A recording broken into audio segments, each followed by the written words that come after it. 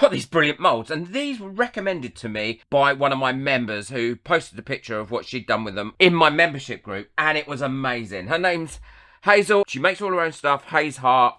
And if I can find her website or anything that I can link, I'll link it in the description below, because the stuff that she makes is amazing. So I'm going to be certainly influenced by that. But these molds are all lips of different types, and they really do come out brilliantly. Now I'm going to use some different techniques with these as I go along. Some of them have got their teeth showing, and I quite like that. So with those, all I'm going to be using is a bit of white mica powder on a foam brush like this to make sure I've got the teeth done. And that should stick onto these molds really well. These are very well made molds as well. They're not your cheap tat. And I will link them in the description. You get all 6 for the price, and they are a great price. So there's the teeth done on that one. So all the teeth are going to get white mica powdered. And then once I've done that, I'll show you what else I'm going to do with each one of them, and then how I'm going to present them afterwards. And sometimes with molds like this, when you're filling in the backs and filling in bits, you have to keep turning it over to think, oh, hang on a minute, that is a bit of tooth, or that's a bit of tongue, so you can see it in the correct shape. So the fuchsia one, I'm going to put on here on the tongue, which is this bit going up here. I'm going to do that with some red or fuchsia Chameleon Flakes. I love these. And all you have to do is make sure that you burnish them down really well to get the result that you're looking for. They do tend to fly everywhere, so you've got to be careful that you don't get them everywhere. But if you burnish them down before you pour your resin, then you'll get a great result from them. If you don't tend to get as good a result. See, look how pretty that is once it's burnished down. And also, it stays where you've put it as well until you put your resin in when you burnish it. Now, because I've got some here where I don't want it, all I'm going to do is take a wipe like this and go in there and wipe the majority of that out of the lips and areas that I don't want any overspill, and that should clean that up lovely, and that will allow me then to put my next lot of colour in. And then for the remainder of these lips, I'm going to be using a blue purple chameleon powder, brushing that in, or putting that in using my foam applicator again. These are really cheap as well. They're the makeup ones. So that one's finished now and ready for me to pour the resin in. This one I'm going to pour the resin in before I add any colour other than the teeth. And this, the devil one, I think is so cute. So for this one, I'm going to be using, again, chameleon powder on the lips, which is this kind of purple, blue, orangey colour.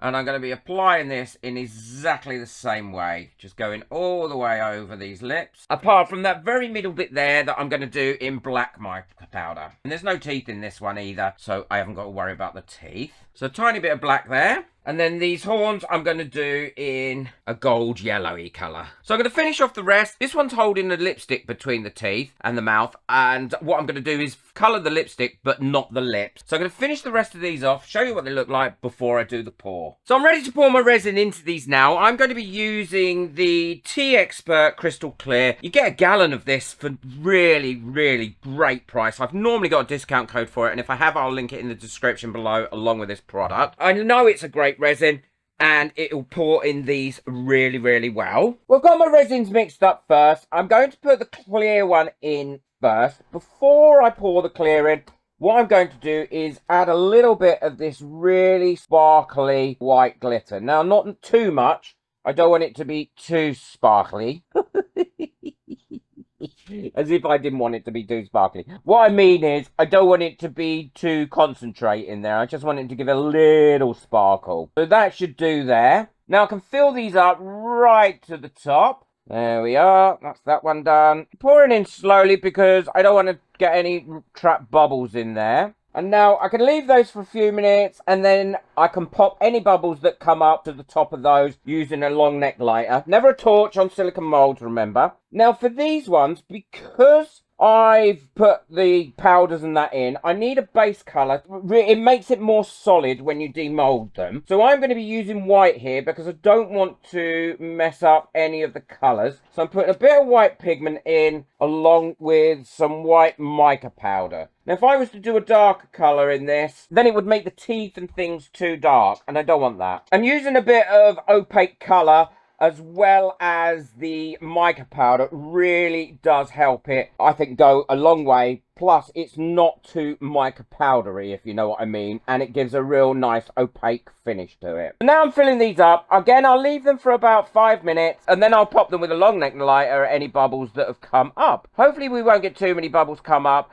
or trapped bubbles in these. We shouldn't do. This resin is really, really good at releasing its bubbles. And any overpour, we can deal with that at the end. So I'm happy with that now, and I'm going to pop the bubbles, come back to it again in about 5 more minutes, and then pop any more bubbles that have come up, and we can leave these to cure. Well, these are all cured now, and I'm really looking forward to taking these out of the moulds. I'm obsessed with these at the moment. So there's the lipstick one. I think that has come out very, very pretty. I do like the clear lips on that one, and the way that the teeth are coloured as well. And the lipstick itself has come out really well. Let's look at this one. Yeah, and that one is great fun. Look at that. So they're the clear ones, but there's something else I'm probably going to do to those in a second. And these are the ones where we used the white solid resin, and that will give a much more solid colour. There we go, look at that. And look at the colour on those with those chameleon flakes. That has really come out well. Like that one.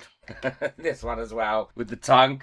I think that's come out excellent. And those ones as well. That's come out really nicely. And the devil horn one, this one wasn't my favourite of the moulds, but I think it looks quite cool. And the lips again have come out really well on that. Now what I want to do with these is just finish them off slightly, and we're going to see how it works. So what I'm going to do on this one is some leafing. I'm going to put a coloured metal leaf on the back of each one of these. Actually, I might leave one clear. I'm going to leave that one clear like that, I think.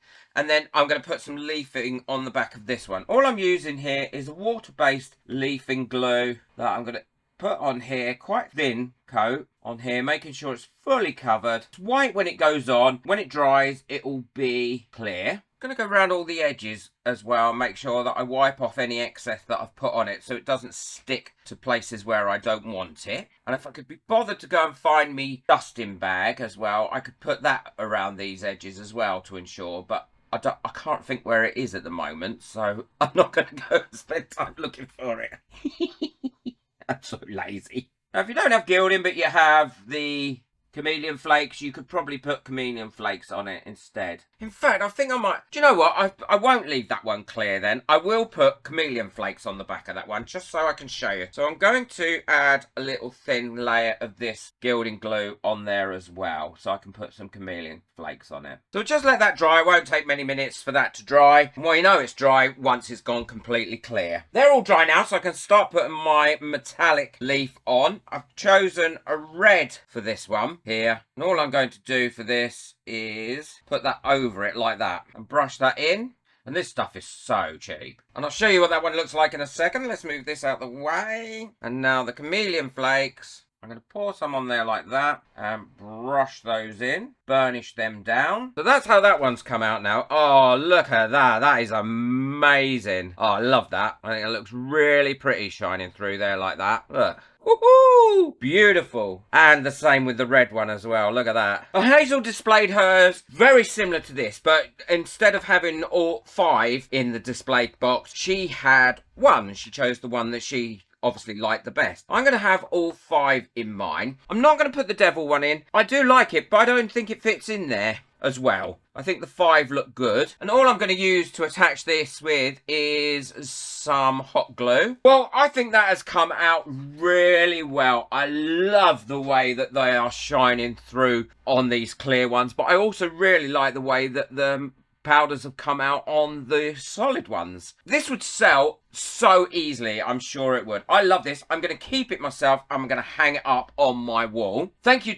to Hazel from Hayes Heart for recommending this project to me. I love it. It really does help, and that's the beauty of that members group and our members. We share so much in there. I will link everything that I've used in the description below. Boo that like button, hit that subscribe button, check out the video I've got coming up next. I think you'll love that one. But most of all, take care and enjoy your resin. Bye.